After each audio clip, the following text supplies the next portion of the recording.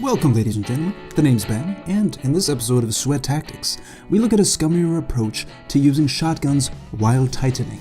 Because, you know, we can all use a little more of that. If you're familiar with this series, you'll know that the strategies and builds that I highlight here don't stay OP for too long.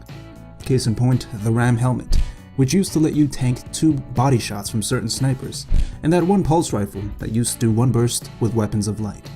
So, what twist could I possibly be putting on shotguns that hasn't been described a trillion times? Question mark? I'm glad you asked, mentally. I have 2 words for you. Horizontal space. Here it is in action before I lose you completely. To start, you shoot somebody, you land a shot, you miss a couple more shots because you suck. No, wait. No, here it is. You're getting attacked. You put distance between you and your attacker, then turn around and completely bamboozle them quickly. There are 2 parts to this act of scumbaggery. First up is proper skating.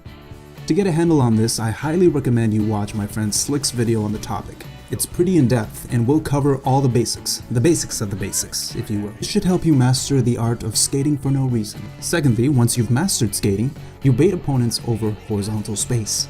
It's based on the same idea behind Warlock floofing and the use of vertical space, as True Vanguard would say. If you don't know what that is, and because I need an excuse to use this clip, here's an example. It's when you disappear behind cover and jump using vertical space to confuse your opponents. While their motion sensor tells them that you're right around the corner, you put yourself out of their direct line of sight by floating over and clapping them from above. Skating can be used to that same effect, only here the distance you put between you and your opponent is used as bait. It leads them to think that you've disengaged, the area is clear, when really you're fully intent on coming right back at 100 miles an hour. This comes in handy even against players that monitor their motion sensors frequently. Here's an example of that against a couple of friends of mine who are pretty solid players. From my friend's point of view, 1 second, the radar is clear, and literally 1 second later, there's a Titan smashing behind them. It also forces you to engage multiple opponents and helps you improve your ability to prioritize targets. Because when you're committing to a push, it's all or nothing. You'll find either glory or death. The one disadvantage is that you'll trade a lot in shotgun-heavy lobbies, which is basically every lobby. So it'll backfire a lot, but when it does, you don't feel so bad because you have no honor, and plus you should have died like 5 engagements ago. So it's a slimy kind of Thrall tactic.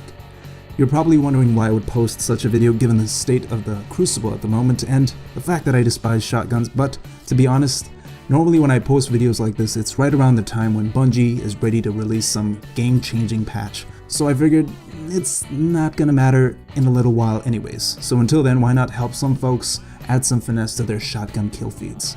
Plus, Destiny's kinda taken a back seat for me lately. In fact, I don't think I'll be playing it until the Dawning or the next Iron Banner week. Really enjoying Titanfall and Battlefield, and even Overwatch lately. Anywho, I hope you enjoyed this video. I have a pretty cool announcement coming next week, so turn them notifications up or on. That's all for now, and until then, God bless your faces and deuces!